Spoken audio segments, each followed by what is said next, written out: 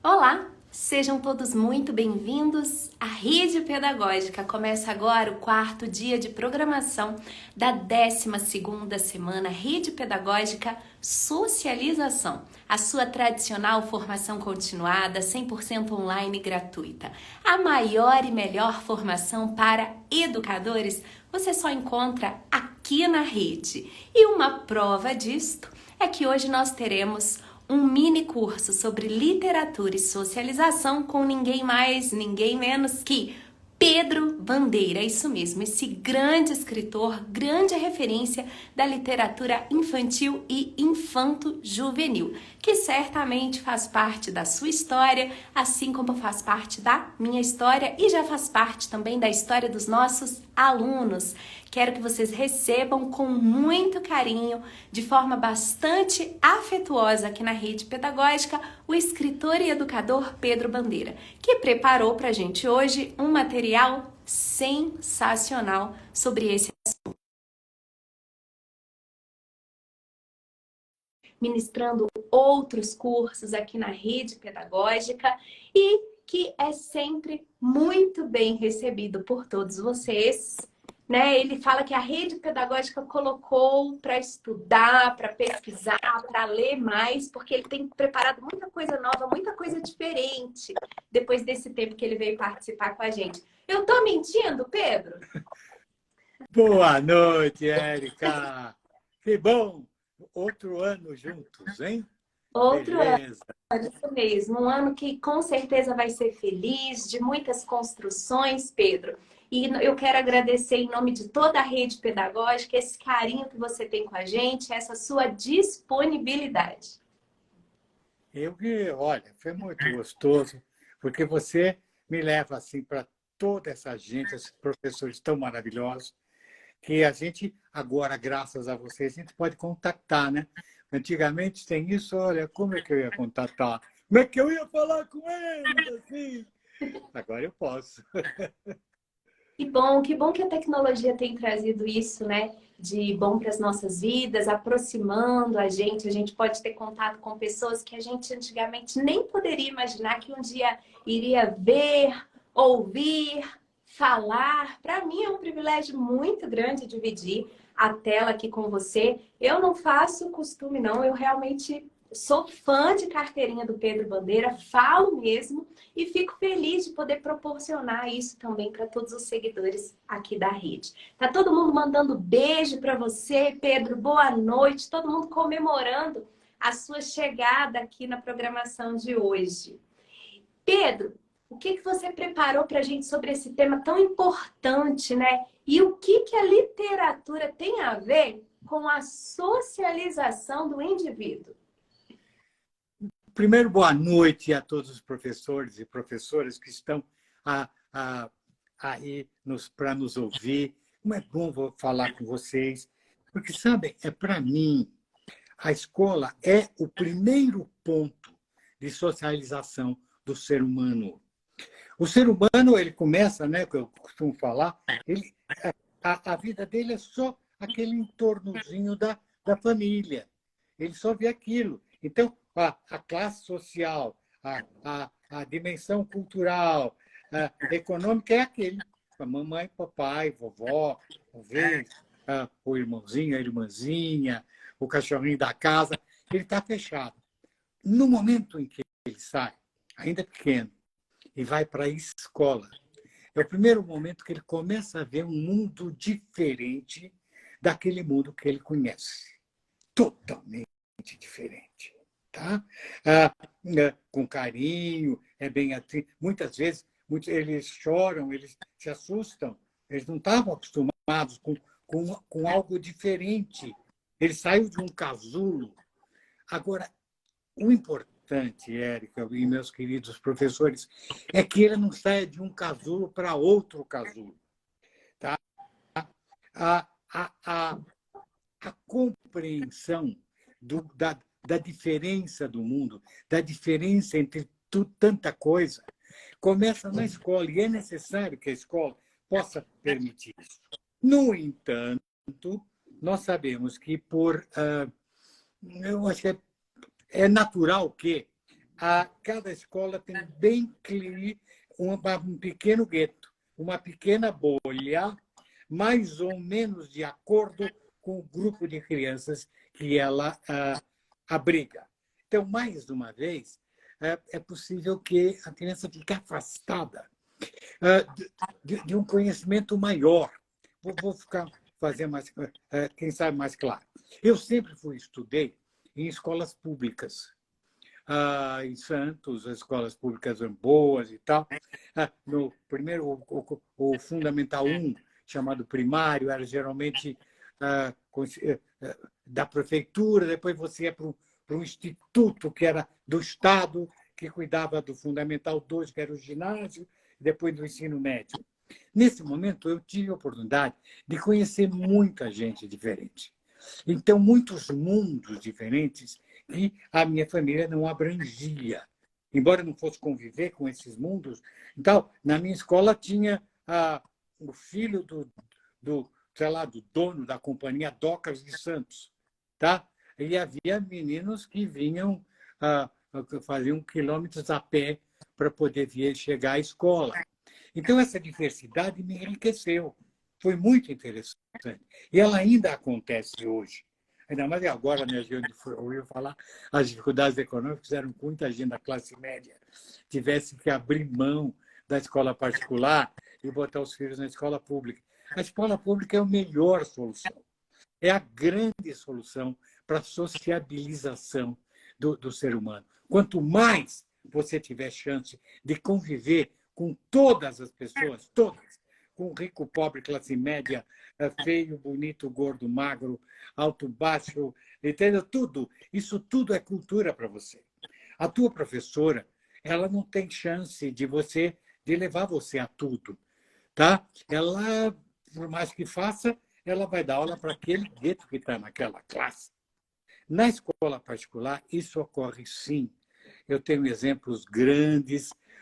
Tenho um querido, o querido menino que para mim é um dos meus sobrinhos, gosto muito do pai dele, mas é uma família bastante destacada, de muito de dinheiro e tudo mais. E ele sempre viveu a vida dele naquelas escolas especiais e tudo mais. E aí ele fez concurso para Direito, entrou na faculdade no Largo de São Francisco.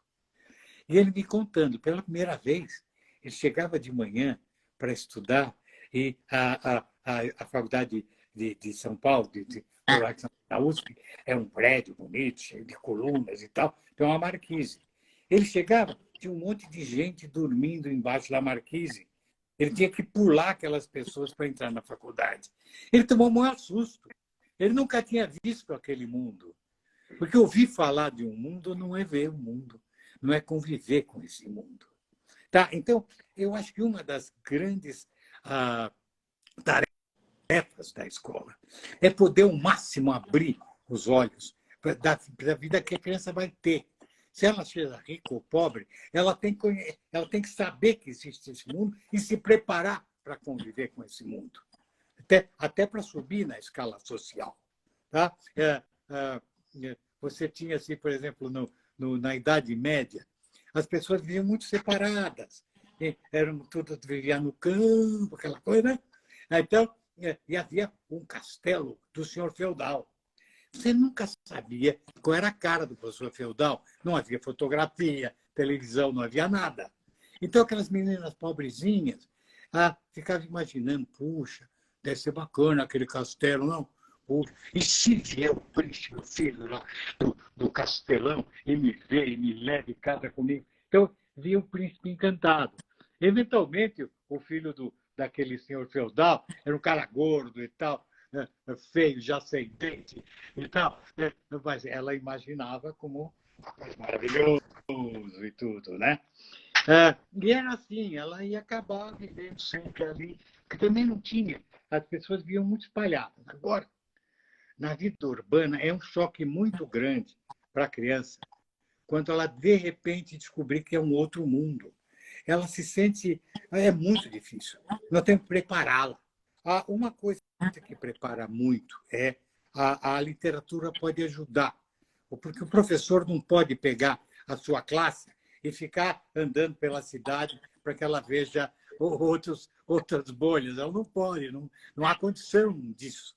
Então, ela pode falar e mostrar o máximo que ela puder. O ideal é que esses pais também o façam. Tá? Eu vou contar uma experiência incrível que eu tive na minha vida. Quando eu era mais novo, eu visitava muito escolas, ia falar com os alunos e tudo mais. Agora eu estou com 80, não está tão fácil. Eu faço lives, falo com as escolas. Mas aí eu fui a uma escola aqui da região de São Paulo, mas escola muito rica. Uma escola que sabe? E é uma escola assim que a gente acha que a mesada das crianças é maior do que o salário do professor que dá aula para elas. E essa classe, eu fui falar com uma classe, não muito grande, uma classe de seria um oitavo ano e tal. E eles tinham lido um livro que muitas de vocês devem ter ouvido falar, A Marca de uma Lágrima. A Marca de uma Lágrima é um livro romântico e tal, baseado em Cyrano de Bergerac, na história de Cyrano de Bergerac, em que uma menina está muito apaixonada por um garoto. É mais aquele momento em que você chegou à puberdade, começo da adolescência, você é muito tímida, então você está afim do garoto, mas você não tem aquela força para chegar nele, entendeu? Mas fica sonhando com aquele garoto e tudo mais. Faz parte, todos nós fomos aquele personagem chamado Isabel um dia. Os meninos também foram e tudo mais. Então, e ela se arrasta, ela faz versos, ela escreve e tudo mais e tal. E havia algumas meninas que ficaram com aquela cara assim. Eu também fiquei tão emocionado. Só que na frente estava a adolescente mais bonita que eu já vi na minha vida. Com a cara de rica, assim, sabe? Muito. Falei, Pedro, deixa eu te falar, mas como é que você escreve sobre uma menina que está se arrastando por causa de um rapaz? Isso não existe. Aí eu falei, caramba, esse livro não é para ela. É claro que a menina rica e bonita como aquela não precisava se arrastar para nenhum rapaz. Os rapazes se arrastavam por ela. Tá? E ela, então, o que é que ela conhecia? Ela não conhecia o mundo. Ela não conhecia que meninas diferentes dela, tá? Que não vem, o papai não manda o motorista buscar ela no fim do dia. Então, é ruim para ela. Ela vai tomar um susto quando ela vai um dia, ela vai ter que descobrir, teve já, porque faz tempo, de descobrir que o mundo é diferente, é outro. Nós não podemos criar nosso aluno, nossos filhos, em guetos, em bolhas fechadas. Tá? Nós precisamos abrir a bolha, qualquer que seja a escola que você esteja. Eu não vou dizer que é mais fácil, que é até mais difícil, mas na escola pública, esse trabalho não é tão grande. Mas você tem que jogar. Você, professor, tem que jogar com as diferenças na classe. Você, eventualmente, tem um menino de classe média boa lá, que o papai tem carro, mas depois você também tem uma menina lá que, anda 10 quarteirões e que vem lá porque lá tem o lanche e tem a refeição da escola. O pai ela tem 6 irmãos. Sabe? Isso tudo ela vai ter que jogar e mostrar para cada um deles que este é o Brasil, este é o mundo. Que você precisa conhecer esse mundo. Se essa professora trabalhar bem com isso, dando exemplos, contando histórias, mostrando livros que tratem do assunto, tá? Até fazendo que as crianças discutam isso entre si.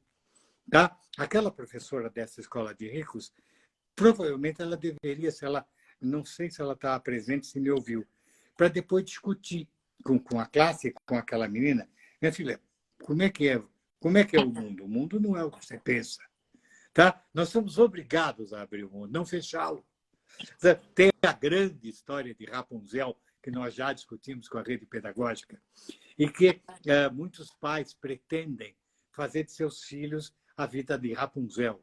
Isto é, para protegê-los das dificuldades do mundo, tá? Eles põem a filha numa torre, numa redoma, numa bolha. E você vê que na história da Rapunzel não adianta nada, tá? Porque o príncipe sobe pelas tranças dela, não é verdade?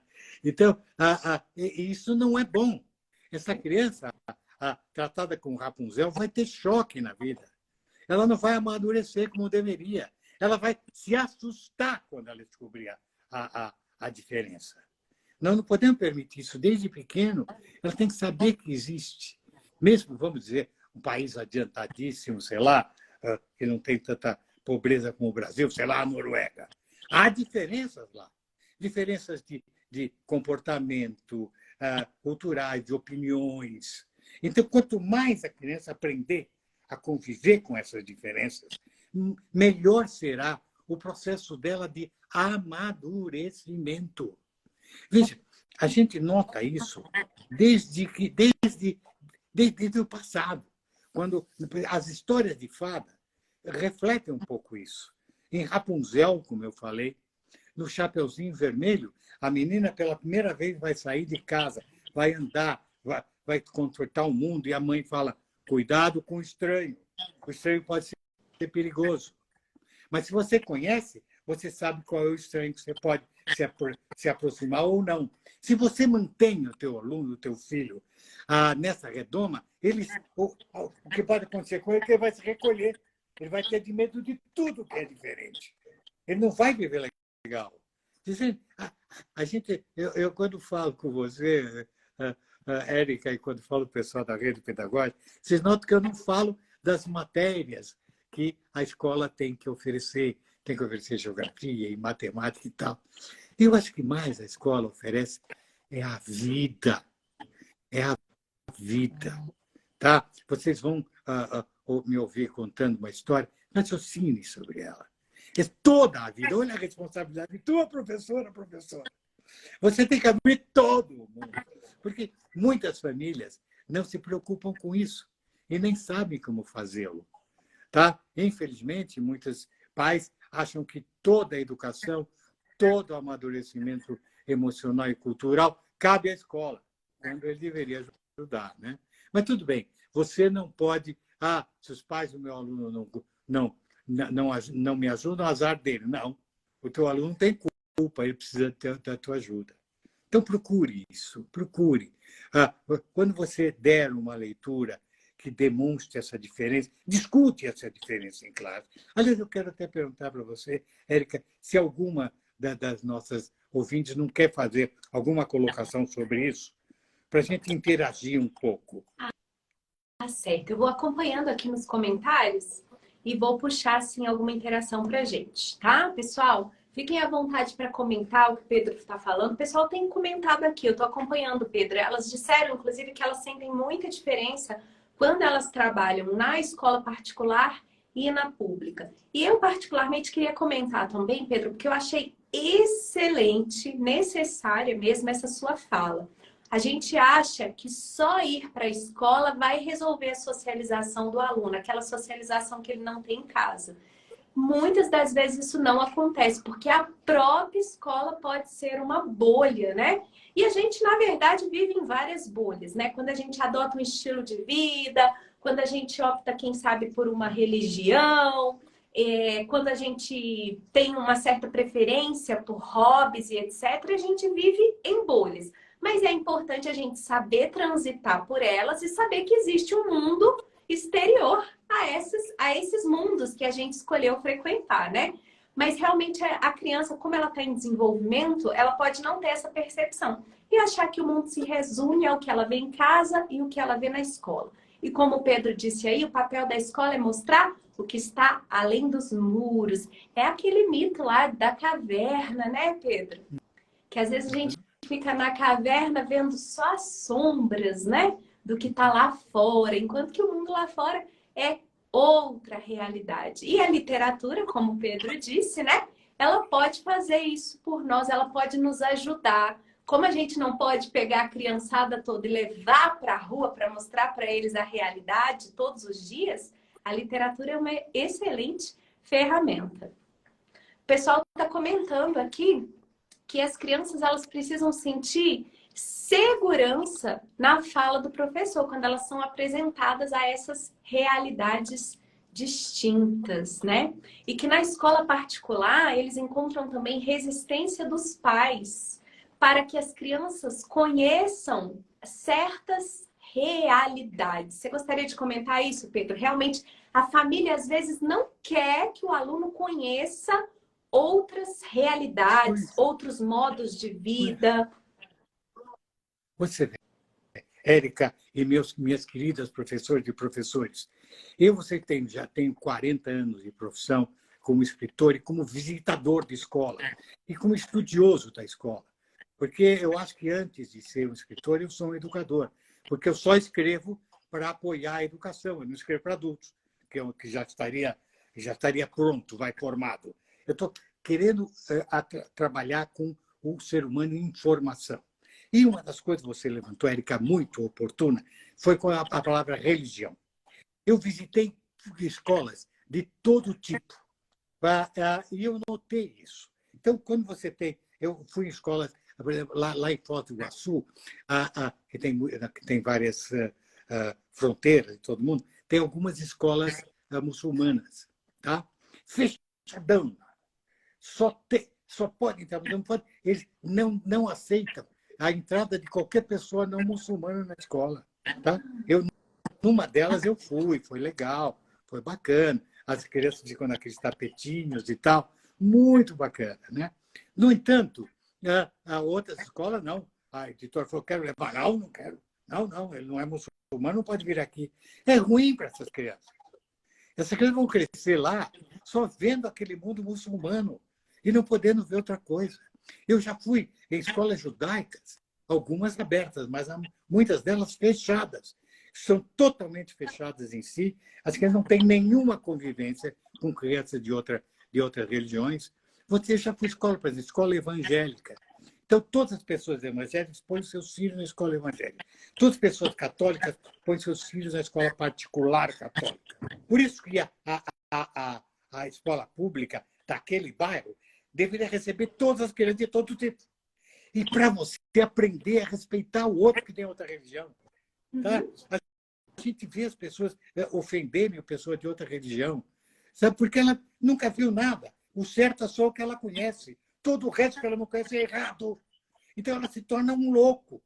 Você vai criar um adulto maluco. Sabe, eu sou evangélico, então todas as outras religiões são erradas. Sabe? Eu sou judeu, todas as outras religiões são erradas. Sabe? Eu sou católico. Sabe? Por exemplo, então, eu gostaria, eu sei que é difícil, mas você ter, por exemplo, uma professora evangélica, ela é evangélica, numa escola particular que só tem evangélico, ela tem obrigação, como professora, não como evangélica, fazer com que as crianças saibam que há outro mundo.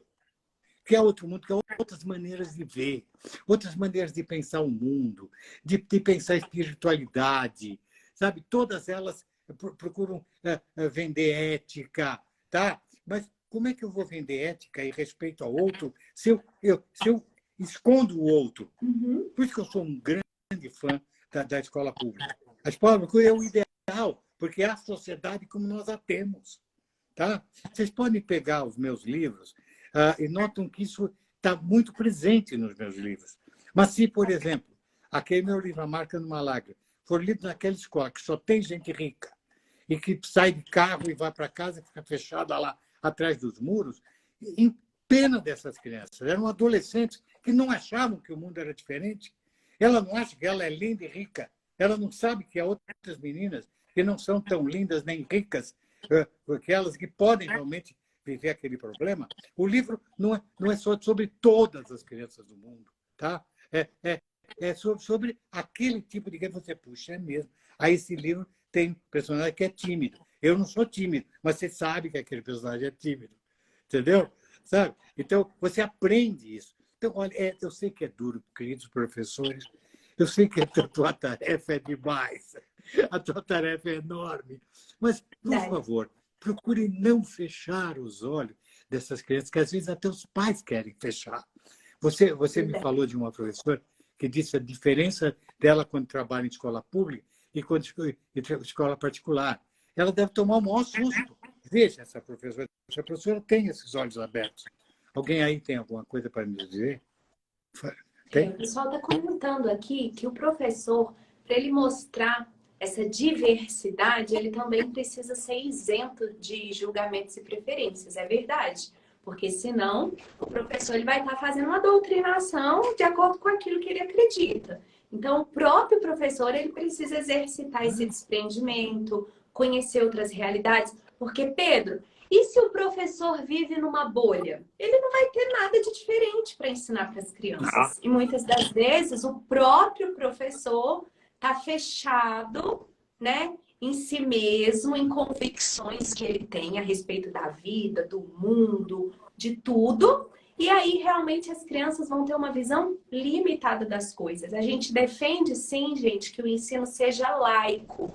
Isso precisa ser dito aqui, eu vi alguns comentários a respeito, né? A escola não deve definir, orientar, persuadir, obrigar, nada disso em relação à religião. Mas ela tem o papel de mostrar essa diversidade, né? De evidenciar que a diversidade é uma coisa boa, né? E que a gente precisa respeitar as opções dos outros. Isso é o principal, isso que é saudável. E Pedro, eu gostei muito de você ter falado sobre isso, né? Às vezes a pessoa é católica, põe numa escola católica. Eu conheço pessoas que não são católicas, colocam os filhos na escola católica e estão conversam com as crianças em casa a respeito dos dogmas da escola católica.